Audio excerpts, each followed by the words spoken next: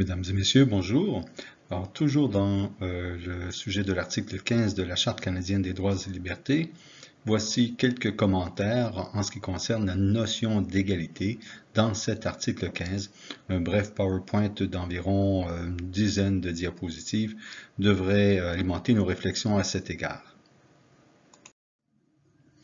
Alors, évidemment, l'affaire de base qui nous permet de développer donc la réflexion à l'égard de l'article 15, c'est l'affaire Andrews, dont on a déjà eu l'occasion de parler et que vous avez sur votre studium qui date de 1989. Alors, une notion de base, et on sait que plusieurs définitions ont été accordée à la notion d'égalité devant la loi, mais dans cette affaire Andrews, on nous dit bien que cet article 15 ne prescrit pas l'égalité entre les individus ou les groupes d'une société dans un sens général ou abstrait, pas plus qu'il n'impose à ceux-ci l'obligation de traiter les autres également. Il s'agit uniquement d'une égalité dans l'application de la loi et non pas d'une égalité dans la société.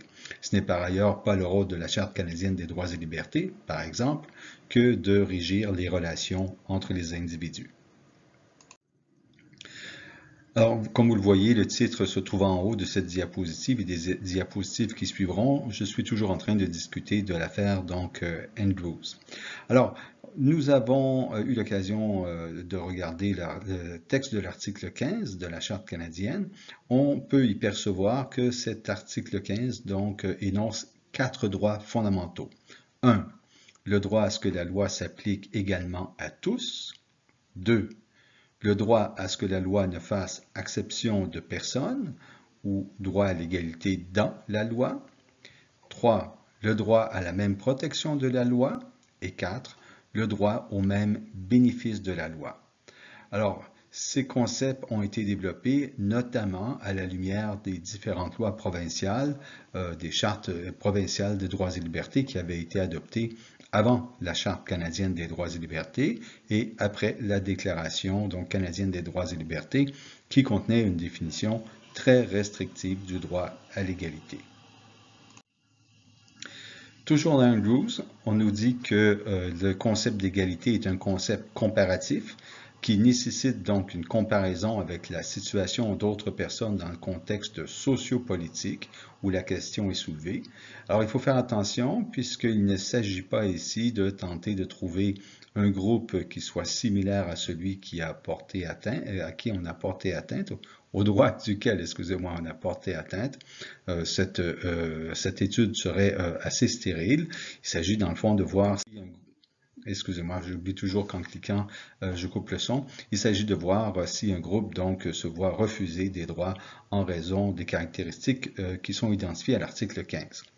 Donc, en d'autres termes, même s'il s'agit, on le voit là, d'un idéal qui est difficile à atteindre, ce qu'il faut, c'est que personne ne se voit refuser de droits en raison des motifs qui sont identifiés ou alors de se faire, si vous voulez, imposer des conditions qui soient plus contraignantes et moins favorables. Ce qui est important, et ici, excusez-moi, on avait une première proposition de définition qui avait été proposée par la juge McLaughlin, qui deviendra par la suite juge en chef de la Cour suprême du Canada, qui était une tradition assez classique de l'égalité.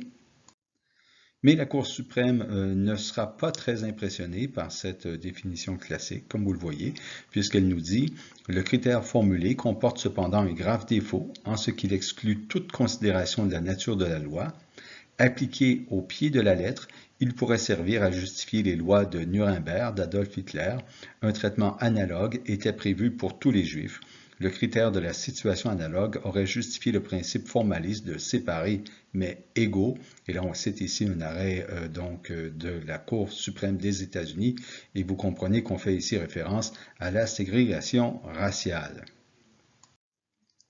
Alors, toujours dans Andrews, on nous dit que la simple égalité à l'application de la loi à des groupes ou à des individus qui se trouvent dans une situation analogue ne peut constituer un critère réaliste en ce qui concerne la violation des droits à l'égalité.